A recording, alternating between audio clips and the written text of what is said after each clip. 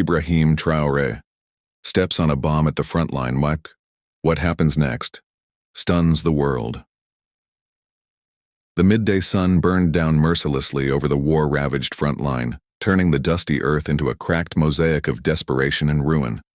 The scent of scorched grass and lingering smoke hung heavy in the air, mingling with the distant clatter of gunfire and the low rumble of tanks.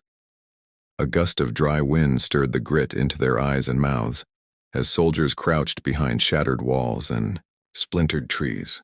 Here, at the edge of Mali's troubled border, where the line between life and death blurred with every heartbeat, Ibrahim Traoré walked with the calm precision of a man who had long learned to carry the weight of his people on his shoulders. The light caught the creases etched into his sun-darkened face, carved by years of sacrifice and struggle. His eyes, deep pools of determination mixed with quiet sorrow, scanned the jagged horizon as if searching for an unseen answer in the chaos. A tattered red scarf fluttered at his neck, a small emblem of hope amidst the ruin. In his hand, the worn leather strap of his boot was frayed, much like the fragile peace his country so desperately sought. Hookah. Sudden sharp crack shattered the uneasy calm. Time slowed. His foot pressed down, then froze. Beneath the dry earth, a hidden bomb awaited. The world seemed to hold its breath. What Ibrahim did next would stun a nation and change everything. Introduction and setup months earlier, the village of Kurukoro had been alive with laughter and light. The marketplace overflowed with vibrant colors, ripe mangoes stacked in golden pyramids, the tinkling melodies of a distant balafon, and children chasing each other beneath a sky so blue it felt almost sacred. Ibrahim's mother's voice echoed through the alleys, calling him to share a meal after a long day's work. But the relentless march of violence had swallowed that world whole.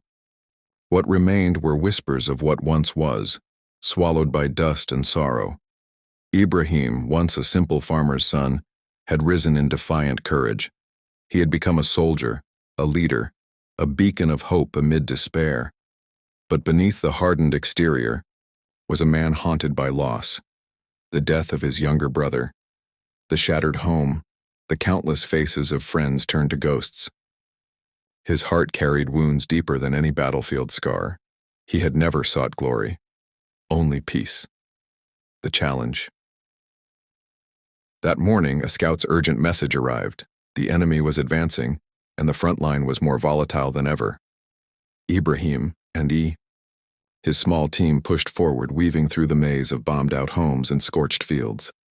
Every step was cautious, every breath measured, and then the soil betrayed him. The pressure underfoot triggered the cruel trap, a landmine buried deep and silent.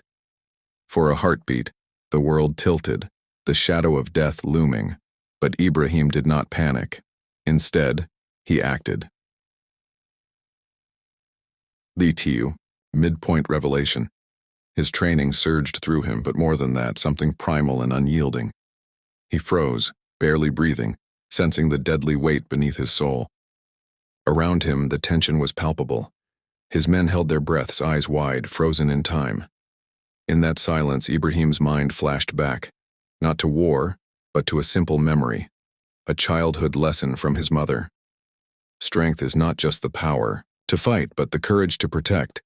He carefully shifted his weight, inching backward with the slow grace of a dancer, his face calm but his hands clenched tight. His every muscle screamed with the effort to stay still, to not betray his position to the hidden enemy. Then, with a final steady step, he lifted his foot. The bomb remained buried in the earth, untouched. Climax, the emotional breakthrough, but the ordeal wasn't over. As Ibrahim's heart thundered, a sudden cry cut through the silence. Behind him, a young soldier collapsed, his foot caught in another trap. Without hesitation, Ibrahim dove forward, shielding the boy's body as the mine detonated with a thunderous roar. Dust clouded the air. Silence followed. When it cleared, Ibrahim was unscathed, but the boy's leg was mangled. Pain etched across his face, yet gratitude burned in his eyes. It was then Ibrahim understood. True leadership was not in commanding fear. but in sharing it, bearing the burden of others, suffering as if it were his own. Resolution and quiet closure. Weeks later, as dawn spilled gold across the sky, Ibrahim stood once more on the front line, not as a warrior hungry for victory, but as a guardian of fragile hope. The war raged on, but so did the seeds of peace. In a quiet moment, he reached into his pocket and pulled out a small stone, smooth, worn by time, the same one his mother had given him long ago. "You're not broken," he whispered softly to himself. "You're becoming."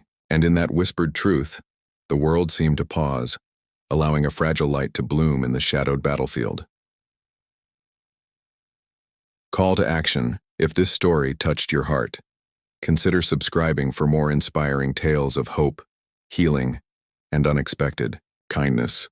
Hit the like button and share this with someone who needs it today.